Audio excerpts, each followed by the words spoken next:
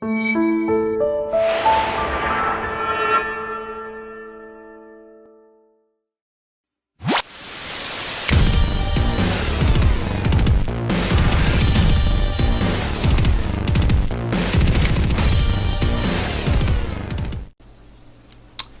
what's up, blokes? Tomb of Horror.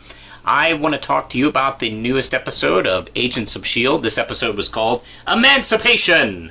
And what we got going on is we got one more episode before the end of the season, and of course Hive is now totally in charge of everything with what's left of Hydra, and he is building his own kind of inhuman army. Actually, I think he's pretty much done with Hydra. Frankly, I think he's gotten what he needed out of them. He has this town. He's trying to experiment and build his own mutant army. Or, excuse me, did I say mutant? I meant inhuman. And they experiment on some of those watchdog guys who apparently were on their way to a Trump rally, but they got stopped and captured by Inhumans. One of them using Ghost Rider's chain, apparently. I think he borrowed it from him. Looks really cool. The effects on this particular episode were very good, actually. I think this episode, really was well made. Technically, it was an excellent looking episode, I thought. Anyway, we of course have Talbot coming down to give him an inspection, checking out, see what the heck are you guys doing. We have the Accord from the Captain America movie that just came out this week. What a coincidence. So he is trying to see what kind of Inhumans they have working under them.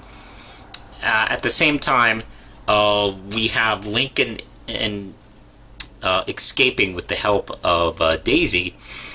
Unbeknownst to him, he is playing a switcheroo, which was an excellent reveal, by the way. I was totally fooled by the appearance of Lash in this one, where he was in on it. I am not a big Lincoln fan. I think he is kind of a whiny, stinky, boring, bland guy, but yeah, he pulled a really fast one on Daisy. I thought that was really excellent, because she was going to totally stab him in the back too, because she still has that evil brain sucker thing in her mind throughout the most of this episode.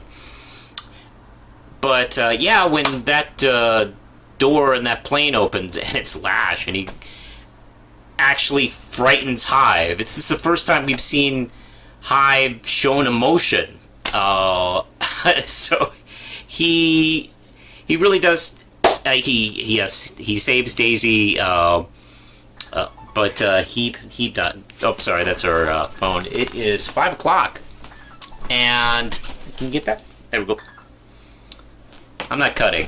This is experimental, artsy camera work here. We're gonna just keep doing it one shot, and this is like the '90s movies right here.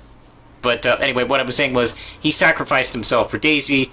Because she is obviously the most important person in this whole cinematic universe, where everyone just can't wait to tell you how much they love Daisy for some reason.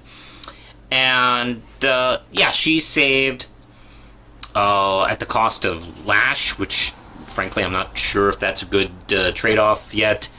But we didn't get a scene with Agent May. Now, of course, she did have her goodbyes with him previous episode, but we didn't really see her deal with the ramifications of this one. I assume we'll probably see her deal with that emotionally next episode. Because while he was still alive, I guess there was a chance of him coming back, but that's kind of over now. But I really enjoyed Talbot in this episode. You know, it's so funny because he is such a punk. He is such an irritating jerk in the comics. And in the Ang Lee Hulk film, too. He's just such a sniveling jerkwad. And you know what? I have to say, I like him in this show. I really do. Actually, ever since the beginning, when he first started showing up in this series. And he's very good in this one. Maybe because he's not a whiner. I don't know. He just... And he also learns when he sees the advantages of working with S.H.I.E.L.D., He works with them when he sees the chance of working with the Inhumans. He gives them a chance. He is pretty understanding versus his comic book counterpart. And, yeah, I like him a lot in this episode. I was a little confused. Like, there's this concern with the Accord being used with the Inhumans they have. Not sure what the problem is, frankly, because they're already working with S.H.I.E.L.D. and he tells them this little list of what he wants to do with them. Nothing sound unreasonable. And matter of fact, when he says like we just want their fingerprints, their records, it's like, well, don't S.H.I.E.L.D. do that already with them? I mean, they are agents with S.H.I.E.L.D. Even off the books, I'm sure they have something. I mean, I don't know. That just didn't sound like, oh, no, their fingerprints. I don't know. What he was asking was not unreasonable. Thankfully, what they were doing was kind of a show. They were kind of going behind the scenes with this whole trickery with Hive and Lash and such. So it all paid off very well. And I really like this episode. I know I've been complaining the last few episodes, or maybe this entire season. There's been quite a few downs this season, and some frustrating episodes.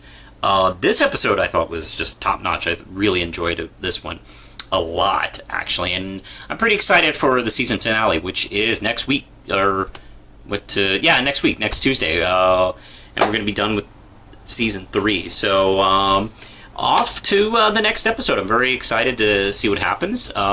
This show, yeah, it can have long stretches of padding and boredom, but it closes well. It opens and closes well. The middle, not so much. But I have to say, I'm pretty excited about the next episode. I hope it delivers. We'll see who dies, which has pretty much been their main ad campaign right now. It's like one of these people is going to die, and we keep getting hints that it's going to be Daisy. I don't know. This show does a lot of fake outs, so we'll see. I just don't want it to be anybody I really care about, so that's kind of well, here's the thing. Even if it is somebody they care about, they'll probably be back in episode 2 of next season. So, not really too concerned. So, we'll see what happens. What did you think of this episode? Did you like it? Did you hate it? Did you watch it? Let me know in the comments below. Until next time, push the button, Lindsay.